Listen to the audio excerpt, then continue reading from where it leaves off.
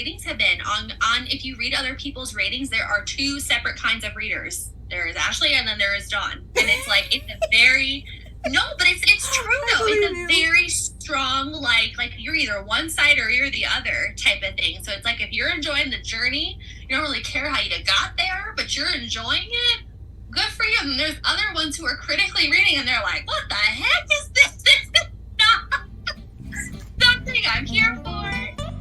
Welcome to the Novel Universe with your hostesses Ashley and Dawn. We rate and review the newest and most buzzworthy books. We are true book club girls who don't always agree, but do enjoy a good book discussion. I'm Ashley, the fantasy architect. And I'm Dawn, the criticizer of books. Grab your favorite beverage and come and enjoy our universe.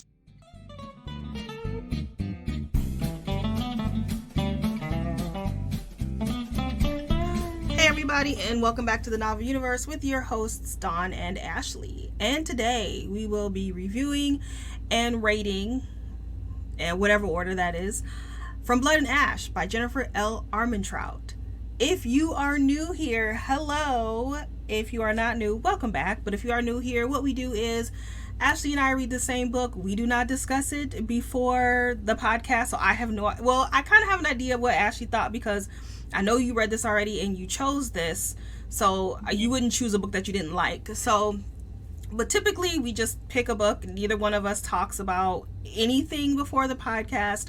We give you a quick overview, which is usually Goodreads, and we give our rating. We do a spoiler-free review, and then we will go into spoilers, and we will let you know when those spoilers happen. But before we get into the overview of the book, I would like to let you know that our next month's selection is Before I Let Go by Kennedy Ryan. This is a book talk sensation and a romance, a second chance romance. And yeah, we're doing this in April, right? April's book. All right, let's get into From Blood and Ash by Jennifer L. Armentrout. I'm going to wing it as far as the description because it's long. I don't feel like reading all that. So this is about Poppy, and Poppy is a maiden. She has been chosen by the gods because when she ascends, I hope I'm getting this right, when she ascends, she's basically going to save her people, and so they are counting on her to do that. Meanwhile, she wants to live her life a little bit before she has to ascend. She meets this guy named Hawk, and he kind of starts to make her question everything about, does she want to sacrifice herself, or I don't know if ascension is sacrificing, but does she want to, do all this stuff that she has been raised to do? Maybe she wants to fall in love, maybe she wants to live her life, and all this stuff. Am I close? You're close. I actually wrote out one too, so I was just following. Well, you can fill in what I missed. Did I miss anything? Yeah. You got it. Well, there's basically it's a kingdom world, so there's like a ton of different kingdoms, and there's like another kingdom that's like been living in hiding, who will do anything to make sure that Poppy does not ascend and change and all of that. So, yeah. All right. Pretty much it. All right, Ashley, what did you rate From Blood and Ash? I gave this a 4.25. On my second reading, because I think for the first reading I gave it a 5, but when I reread it, I noticed some things I didn't notice before. First time reading a book syndrome. Is that even a thing? I think it is though. I feel like you get so hyped up, and so it's still between there. It was enough for me to read it again, so I'm not mad about that. Yeah, cool. I gave this book a 1. I hated everything about it. I'm so sorry. I hated absolutely everything about it, and I do not know why you made me read it. I'm mad that you made me read the trash. I'm sorry to everyone who loves this book because I know it is beloved on the TikToks, but I fucking hated this book. Sorry. I could not tell. I was like, I know she didn't love it, but I know, come on, Dawn. Nope.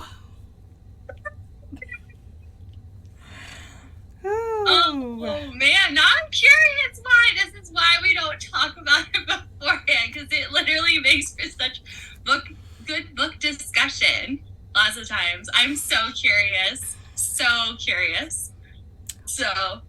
why don't you start it off, because I'm sure you got a whole Oh, I got a laundry list. Get show, ready to show.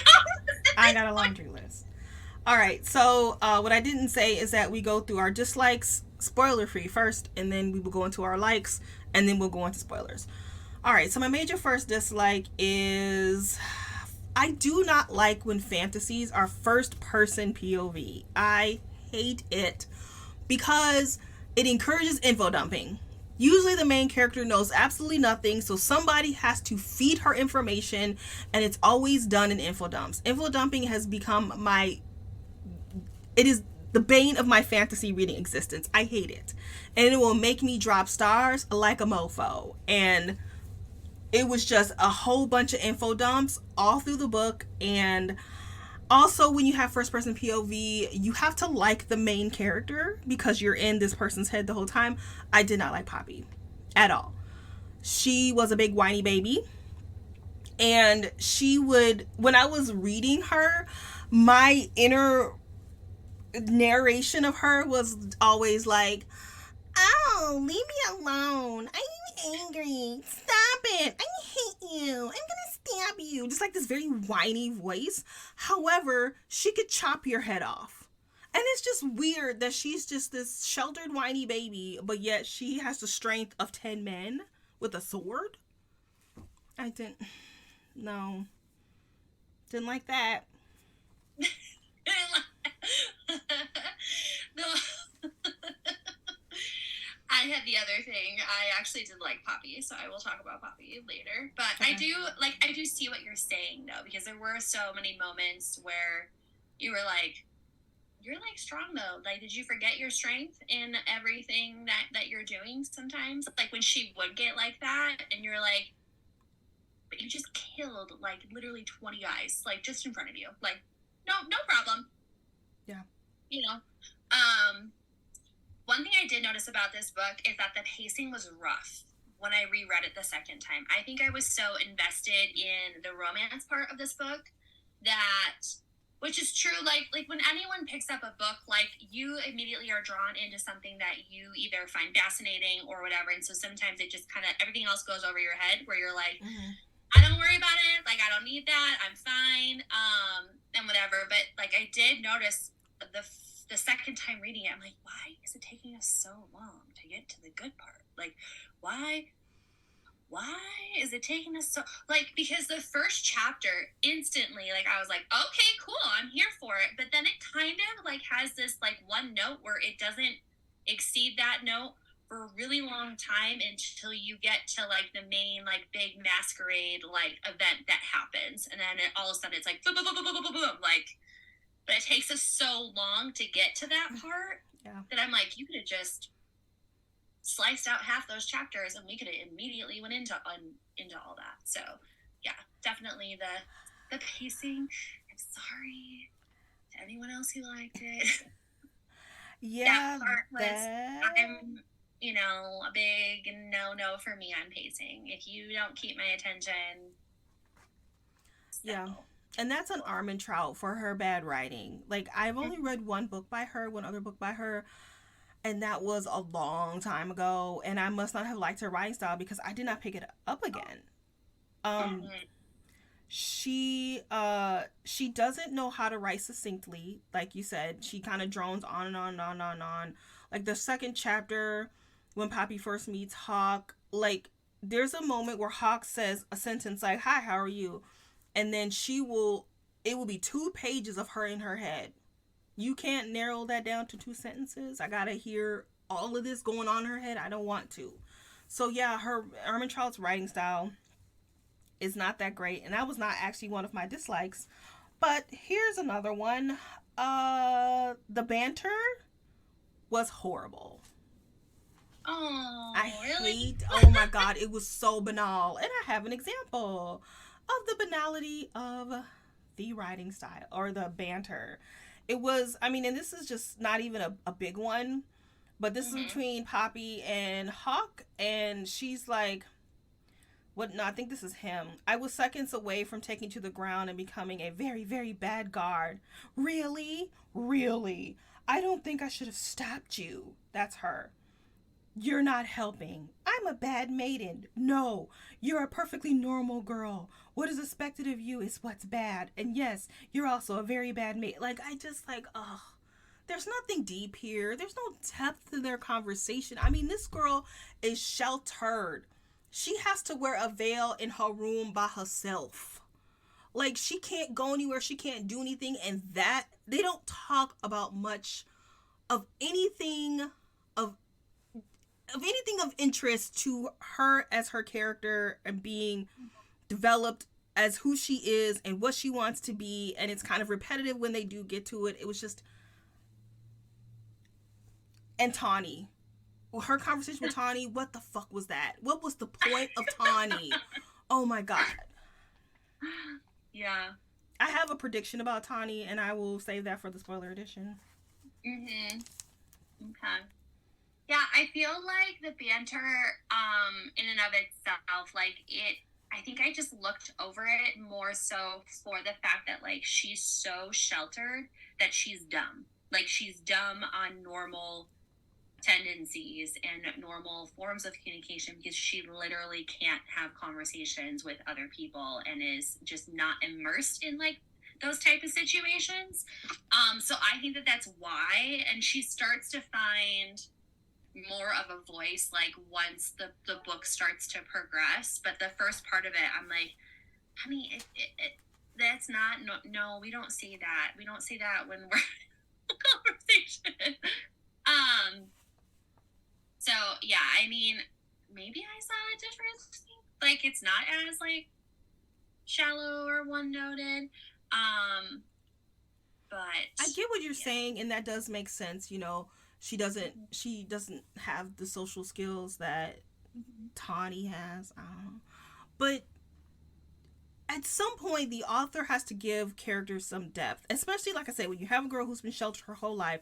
She has thoughts and feelings about that. When she finds a character who she can confide in, their banter, not banter, but banter and just dialogue should be deeper than what we got. And what we got was fine, but it was very repetitive, and it was also very surface level. This is an adult fantasy.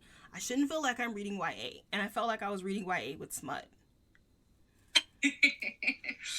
Yeah, and maybe it's because I've read, like, other books by her, or, like, the more in the series, and so I don't see it as that way. But I mean, I totally agree with you, though, because there were some parts where I was like, this is kind of reading like YA a little bit. Like, I'm not mad about it, but at the same time, it's like, if it is going to be adult fantasy, have adult language, even though she's 19.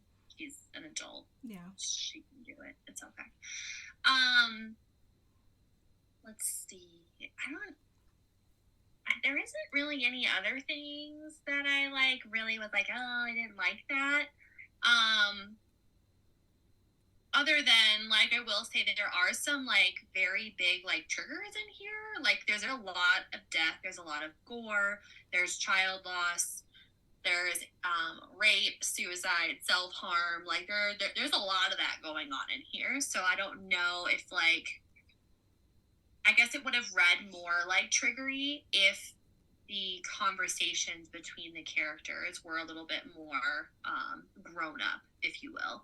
Like, it was kind of like we touched on it a little bit, but didn't really, like, fully in depth go into it.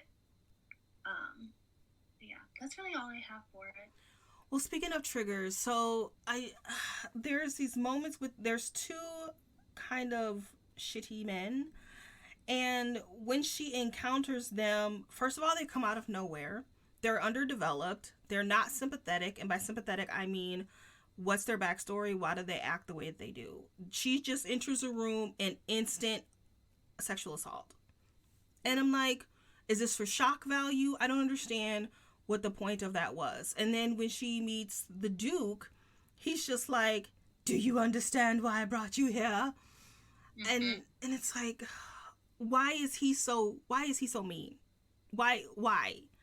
And so the villains in this story were horrible. They weren't developed at all. I didn't like the villains. what else? Some of my stuff is what's the word we say? Oh, Nitpicks. nitpicks. But I do have Nitpicking. some other ones. I'm not ready for nitpicks yet. uh Okay, so this is another thing that I hate, and also goes along with the info dumping thing, as we have a character, and if it's in first person, they usually don't know anything, and Poppy knows nothing because she's been sheltered in her room, so she knows absolutely nothing, and so in order for her to, actually, that's a spoiler, I won't get into that. What I wanted to say was that she is constantly asking questions in her head. Oh my God, the Duke wants to see me. Is it because I left my room and went to the Red Sea or whatever, wherever, Red Palace, wherever she went? Is it because I was talking to Tawny too loud in my bedroom? Is it because, and she would just ask these questions on and on and on and on and on. Or there would be moments where a whole bunch of stuff has happened. Here's a new event, and she's like, why are these things attacking us? Is it because A, B, C, D of something we already have heard before? It's like the author does not trust the reader to infer of what's happening. She has to make sure as the reader, we know the plot. It's like, this is an adult book. This is not YA. Actually, middle grade does that. Middle grade has the characters constantly asking questions because they want to make sure the reader is understanding and keeping up. I don't like that. It's like she's holding our hand through the whole book. Jennifer is. I don't know why she needs to do that when we're adults reading. I hated all of that, and that made the book so much longer. It's true. I think I'd agree with you there. There were moments where it was like, and again, I think it's just because I personally was focusing on like a relationship area versus like all of the other info dumping thing. But if you do think back on it, like she never once has like a solid note in her head where she's like she's not asking those questions. She constantly is and needing affirmation, needing to have it solved because no one tells her anything. So she's trying to piece it together in her own way. But again, if it's an adult book, we should know that she's struggling. We should know that she like still doesn't know why she's being summoned to the Dukes, you know. And it's like, and then there's another part in the book where she's at lunch with like the other ladies or whatever, and she knows exactly why she gets summoned. Mm-hmm. So it's like, so it's not consistent. Like the questioning isn't consistent because she knows exactly why. Yeah. So continue. Sorry. Another big thing is the world. I lacked creativity. I felt like I've read this world before, and it's a formulaic world, and I won't get into it because of the spoilers, but there was a moment in the book, probably a quarter of the way through, and I said to myself, I'm going to make 3 predictions, and I'll tell you what those predictions are in the spoiler section. If 2 of my 3 predictions come true, I'm giving this a 1. Because it's formulaic. It's not necessarily predictable, but it is formulaic. You can tell that Jennifer is following a formula. We have a young girl who knows absolutely nothing because she's sheltered, and there is a whole bunch of connotations associated with that I'm not going to get into because it is spoilery. And then she meets a guy who is a guard, and there's a whole bunch of formulaic writing that goes along with that. Then we have this world where there's a Dark Lord, and then there's gods, and there's a whole, like, she just follows a familiar plot. And I like could have written this myself because there's just such a lack of creativity in the world that we did get was info dumped. So I was never immersed in her world, and when things happened to characters, I did not care because underdeveloped characters, there were several things that happened to a lot of characters, and I was just like, okay, next. I don't care about this character because Armentrout has not given me time to care about the character because she has not developed them or the world enough for me. I'm not disagreeing with you. I'm right. Not. I'm just, I had a different time when I read. I know, and like the way you read this book, I read books like this too, where I am so engrossed into something specific that I'm enjoying. All the other stuff is just like whatever, not noticing that. Ooh, a bad info dump. Who cares? I'm not worried about that. I'm focused on this, so I totally see where you're coming from. Oh yeah. But I was just focusing on all the stuff that should have been flying by me.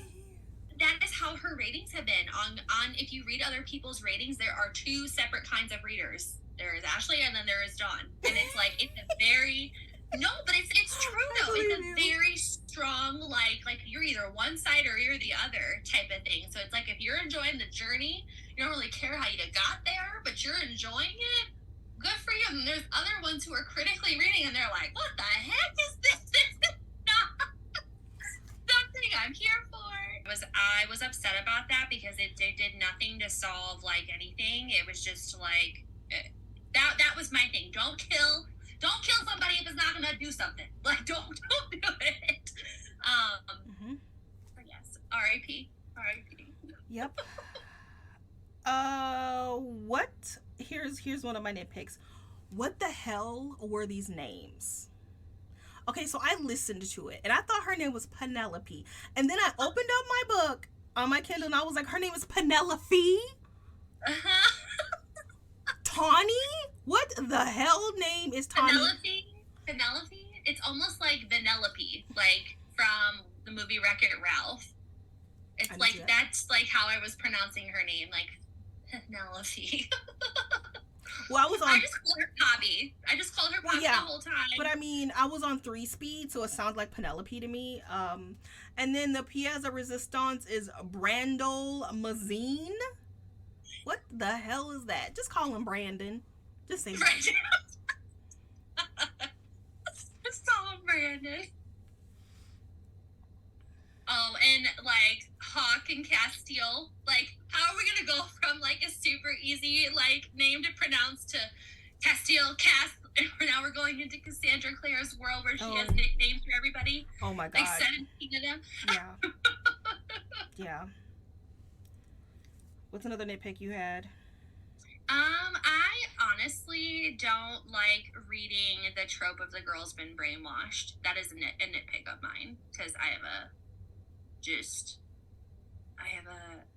I guess it resonates with me because I've known people like that, and I'm like, why is this even a thing in the world?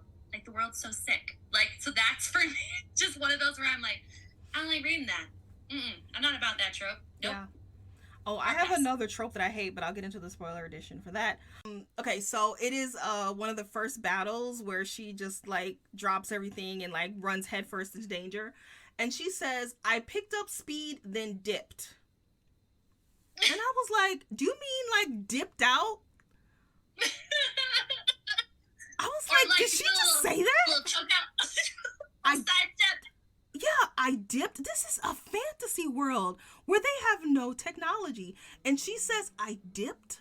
I read that like 5 times. I downloaded the audio, the ebook. Luckily, the library had it. Just so I could read it on paper. Because I was like, there's no way she said I dipped. That's like her saying, these fries is bussin', no cap. If I even said that correctly. I don't know, I'm old. But you know what I mean? Like, that just totally took me out of the story. I dipped. And that's something that young people say. I dipped.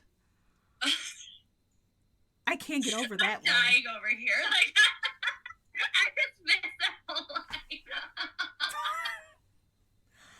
This book did a really bad job of, and I will say this, like, introducing characters that had no place to be there, because then we're thinking that we missed something, you know, and not giving us the line where it's like, this is why you should fear the Duke. This is why the Lord is a scumbag.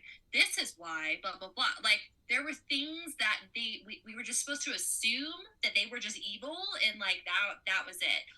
And it's like, and I can't say it because it's a spoiler, but like in book 2, a lot of that makes more sense, but it's like you should have put that in book 1. So now we have sympathy and compassion. They're like, well, why are they like that? You know, like it makes them more relatable. The villain becomes more relatable, and you want to understand why they were like that. So I will give you that, Dawn. That's up to you. You can take that point. Okay, I will give you that 0.25. Thank you. I didn't like, and this is not a nitpick, but I didn't like Poppy and Hawk as a couple. I didn't like the smut. I wasn't into it. So, yeah. So therefore, I liked nothing. I have no likes. I was here for the relationship. You have no likes? No. I guess I get to take that whole part by myself and just, you can sit back. All right, so now we're going to talk about what we liked. Ashley is just going to be a one-man band here because it's okay, John. Mm-hmm. All right.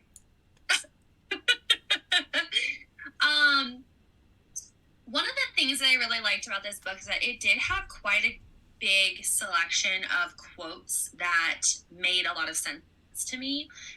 And that was something that, like, I really liked about it. Where it was lacking in all the other areas that Dawn had talked about, there were some moments where she did have some key points, in my opinion. So there's one quote that says, "Fear and bravery are often one and the same. It either makes you a warrior or a coward. The only difference is the person it resides in." And I really liked that quote. That was from one of Poppy's like mentors and everything. I really like that one. And I also liked death is like an old friend who pays a visit, sometimes when it's least expected and other times when you're waiting for her. It's neither the first nor the last time she'll pay a visit, but that doesn't make any death less harsh or unforgiving. So it's like she had these moments where I was like, those are like little gold nuggets, like, great job. And then we'd have like Poppy like, is this why?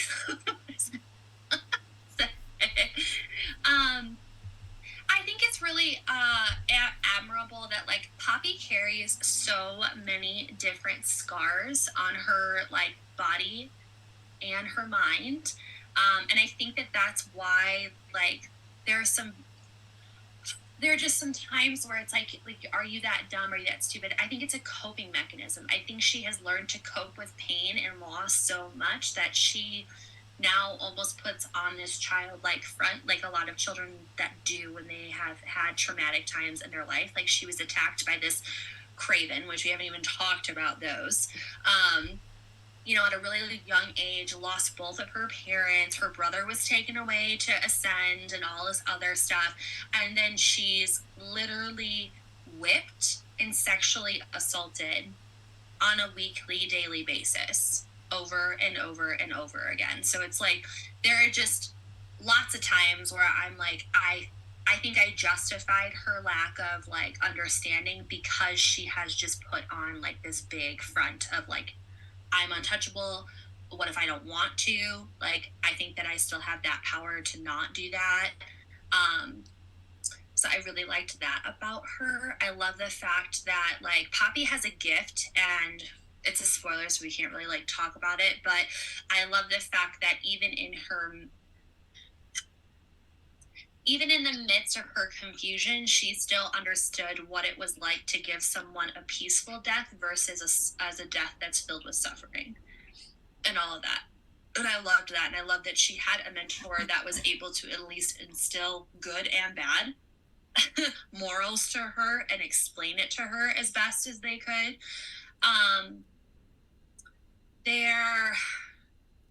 I did like Hawk, but I also knew at the beginning, I was like, this boy has a hidden agenda. That's all I'm going to say. He's got a hidden agenda. He is not who he is. But I did like him. Let's see. Another one is that I love that the book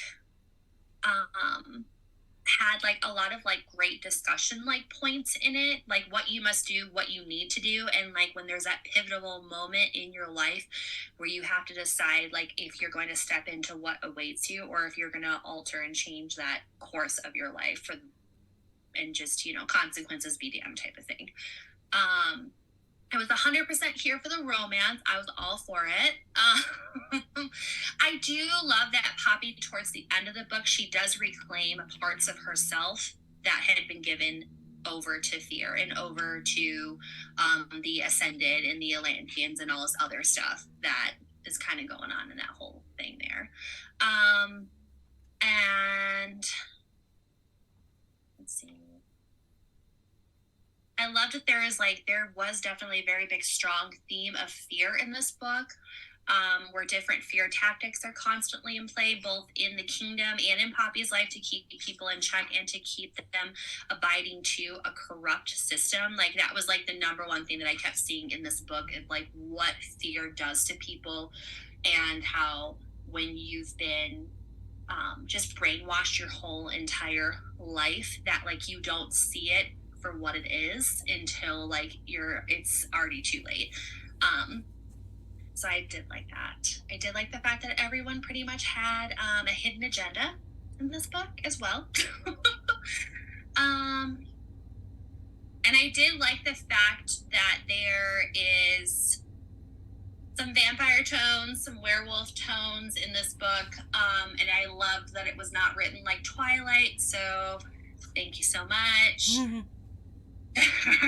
for not doing that. Like Crushed did with Tracy. Well, I'm not a fan. Like at least this was like a totally different scenario than that. So that's all I'm gonna say though, because I really don't want to like spoil anything. Yeah. Well, the book that you're describing is fabulous. I wish I had read that book. I think you're giving Armentrout too much credit. All the stuff that you're mentioning would be great if she had have written it better. But I just think her character, like when you're talking about Poppy and the way she acts is because of her trauma, if she had had an inner monologue that kind of touched on that, that would have been great. I'm not saying I need to be hit over the head with it, but I didn't get that from her because that was not what she was telling me. But yeah, all that stuff that you liked would have made a great book for me. But I just didn't feel like I read any of that. Again, like it's just two different sides of a coin. Yeah. And this is why we like to talk about books, is because I hear what she has to say, here's what I have to say, and we're still friends at the end of it. I was like, I am not gonna be Ashley's friend anymore. She made me read this book. No! You made me read some stuff too, or I'm like, Dawn. I know, but oh my god. Okay, so here's what's up. I have my taste in adult fantasy has matured. I'm not saying that yours is not mature. I'm just saying that mine, I have a higher level of expectation with adult fantasy, and I feel like this book is more in the ACOTAR vein. And you know I don't like ACOTAR. And I don't like Crescent City. Crescent City was okay, but I did not like the second book. And I didn't like the direction she's going. Like, I feel like it's just very... The writing is just very, like... How do I say it? It's like she's writing specifically for her fans. She knows what her fans want. She knows the type of romance they want. She focuses more on the romance and less on the world. Therefore, the world is more info dumpy.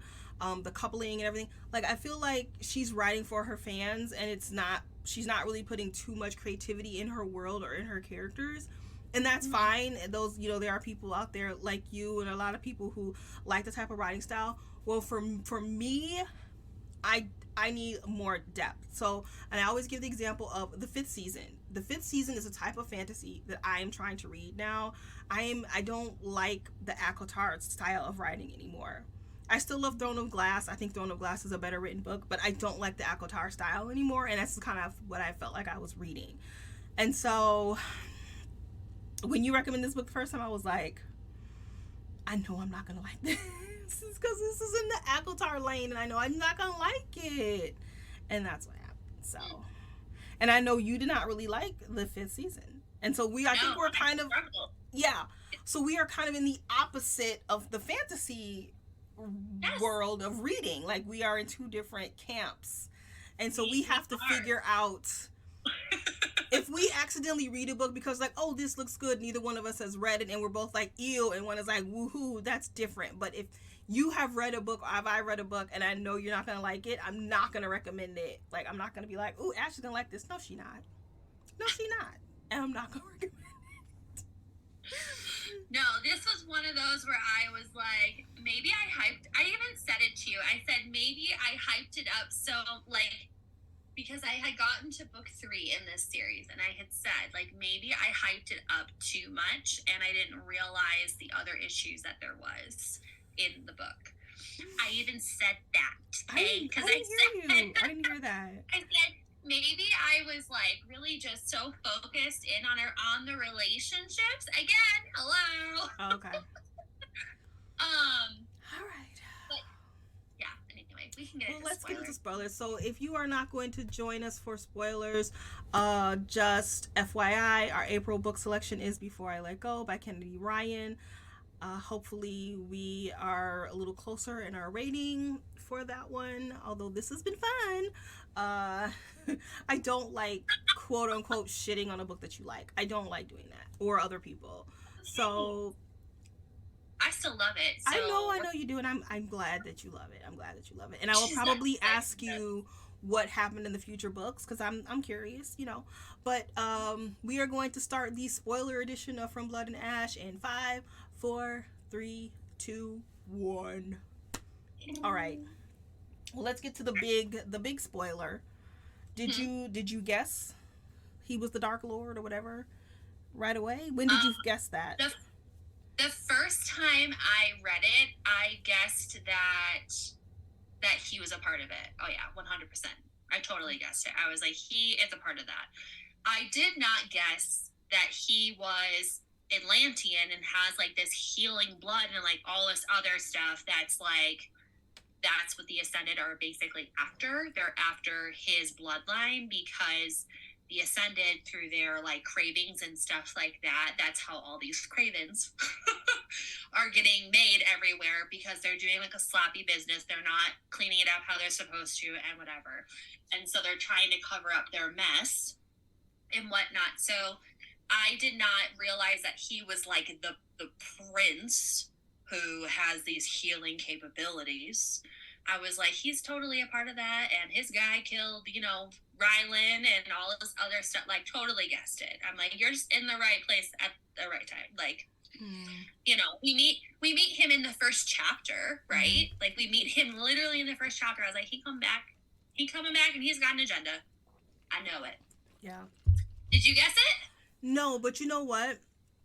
Sometimes when I read first chapters of books, for some reason, any book, it doesn't matter what book it is, like I guess I'm just like so excited to start a new book. Sometimes the information, I miss a lot of it, and so I didn't even remember them talking about a Dark Lord in the first chapter and a Prince Cassian. So when that was revealed, actually, when he wasn't who he said he was during like their travel, that was when I guessed he was probably the Dark Lord, but I didn't see any double agency happening. I totally was caught off guard by that one. Wow, look at that.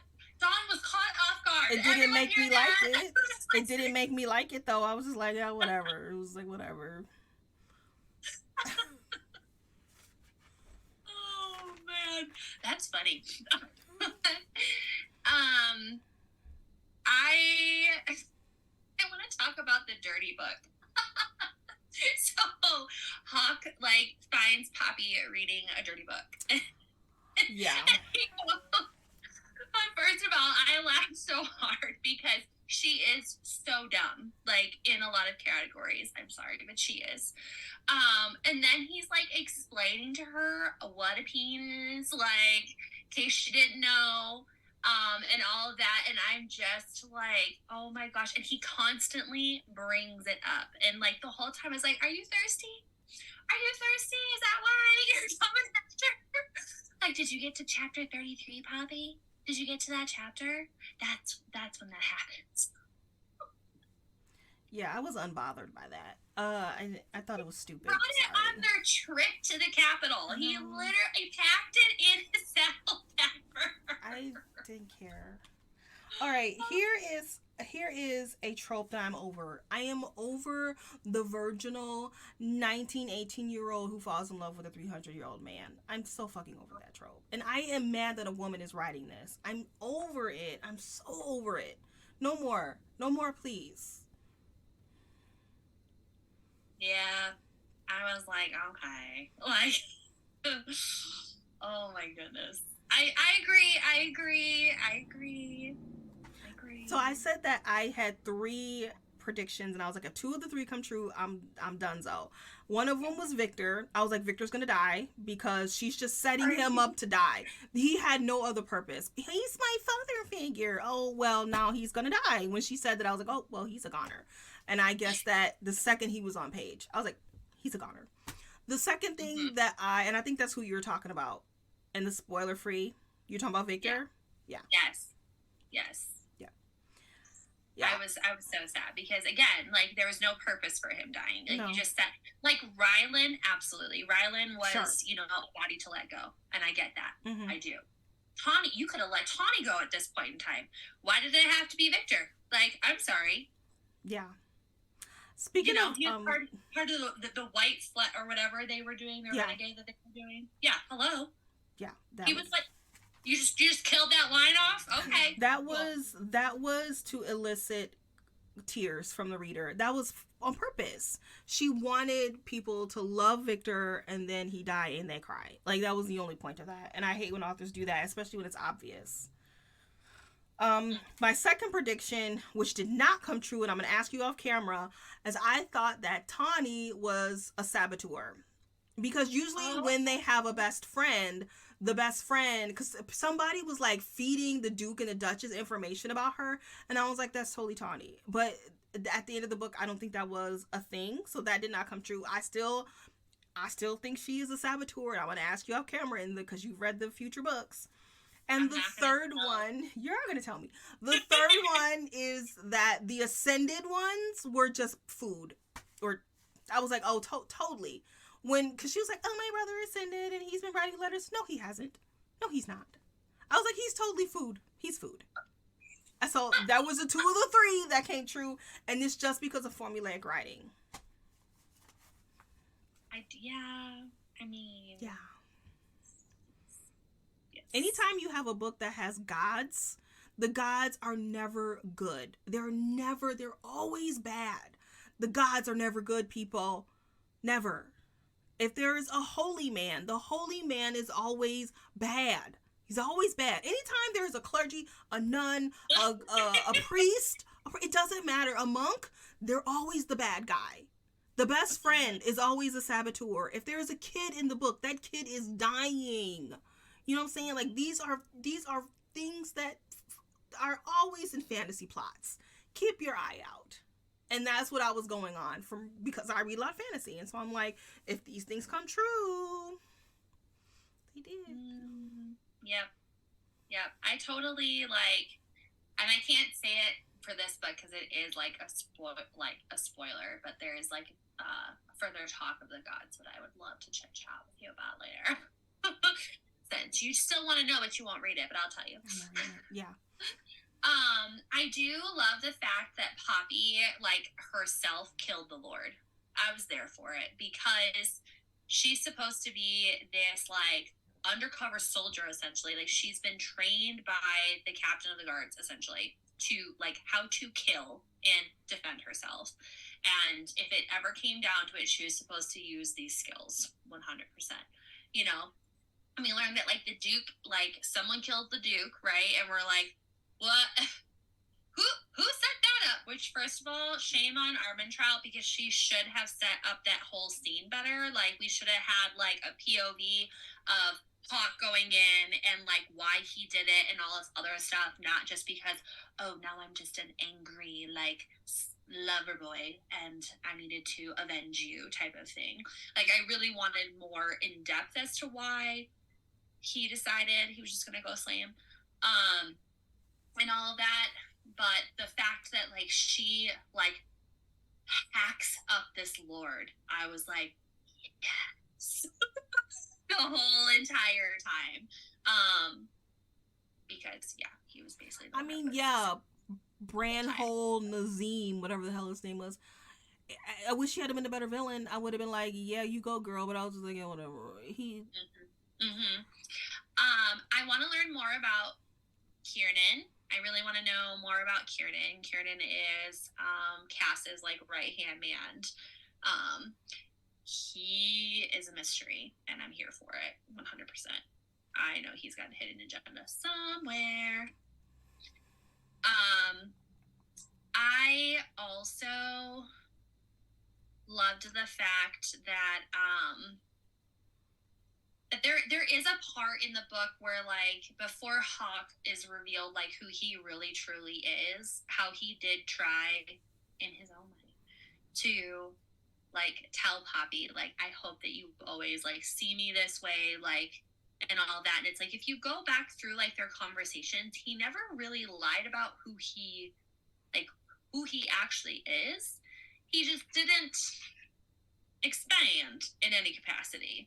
So I did appreciate that, because I'm tired about reading the guys of, like, you lied to me, you didn't tell me this. And he's like, yes, I did tell you that my brother was taken. I did tell you that this is my favorite place and I have a hard time going back here, yada yada, and whatever. I thought that scene was cute, though. There's the willow bark tree one where he takes her back to a place that had, like, really bad memories and, like, tried to help her work through, like, you shouldn't be crippled by fear in a place that you once loved. You should be able to, you know, move past that and to help give her, like, a better memory and stuff like that. So I did like that. But yeah. What about you? Well, I thought of another prediction that I didn't also say and I want you to tell me after this, because it did happen in this book. But I think her parents were murdered because she is important. She has some special skill or something that they need, and they found her, and then they're like, oh, well, her parents got to go, her brothers got to ascend because we need her for whatever reason. So I think it's usually when, once again, here's another thing that fantasy uses all the time. If parents are murdered, or if parents die accidentally, quote unquote, they were murdered. Mm-hmm. So I think our parents are murdered. You can tell me after if it comes up in future books. I will talk later. That's all I really had, though. That was all kind of, like, plot twisty, because this book is setting you up for, like, this really big, intense world. So it's like, it is a whirlwind. Like, how Jennifer does not do a good job of, like, setting up for us the world and why it's important.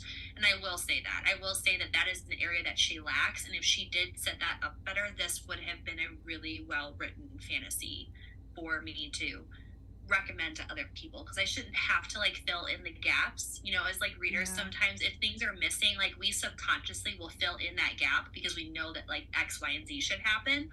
And so I think a lot of times, like, when I do read books where I'm focusing more on the characters versus the plot, or you know, the plot versus, like, what world we're in or whatever, like, I fill in gaps as to how it should be in my brain, and that's how I see it, and that's okay, because, I mean, reading takes you to a different world every time you open it, so there you go, it's fine.